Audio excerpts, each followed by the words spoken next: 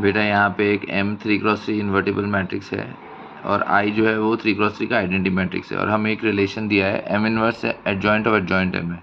अब हमको चेक करना है एक एक करके ऑप्शन। तो देखो यहाँ पे हमने ये रिलेशन लिखा है adjoint of adjoint M inverse के इक्वल है। अब इसका ये प्रॉपर्टी होती है डिटरमिनेंट की पावर n-2 इंटू M, जिसमें n की वैल्यू 3 है क्योंकि ये 3x3 मैट्रिक्स है, तो n की जगह 3 रखा, 3 - 2 1 हो जाएगा। मतलब M इनवर्स क्या बना, डिटरमिनेंट M इंटू M।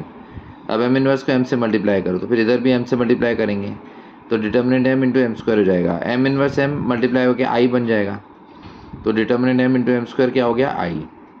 अब ये वाली प्रॉपर्टी का यूज़ करेंगे। K का जब हम डिटरमिनेंट लगाते हैं तो K की power n into determinant A होता है।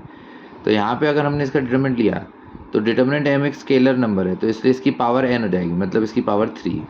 तो डिटरमिनेंट M की पावर 3 इंटू M स्क्वायर का determinant equal to determinant of I। Determinant of I 1 होता है और M स्क्वायर का डिटरमिनेंट हम कैसे लिख सकते हैं, डिटरमिनेंट M की पावर 2।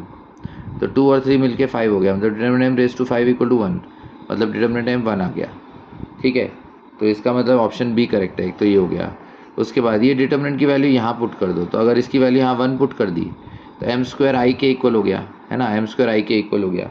तो इसका मतलब ऑप्शन सी भी करेक्ट हो गया, है ना, ये मल्टीपल करेक्ट है, तो बी और सी तो आ गया। अब एडजॉइंट पे आते हैं, तो adjoint M upon determinant M M inverse के इक्वल होता है, यहाँ क्रॉस मल्टीप्लाई कर देंगे तो एडजॉइंट M क्या हुआ, determinant M into M inverse, और डिटरमिनेंट M की वैल्यू 1 है तो इसे हम M इनवर्स ही लिख सकते हैं। अब M स्क्वायर I के इक्वल है, दोनों तरफ M इनवर्स से मल्टीप्लाई करा तो M inverse into M square M inverse into I हो जाएगा। राइट साइड में M inverse into I M inverse ही होता है, और जब M इनवर्स और M स्क्वायर मल्टीप्लाई किया तो 2 - 1 करके M हो गया, मतलब M और M इनवर्स सेम ही है।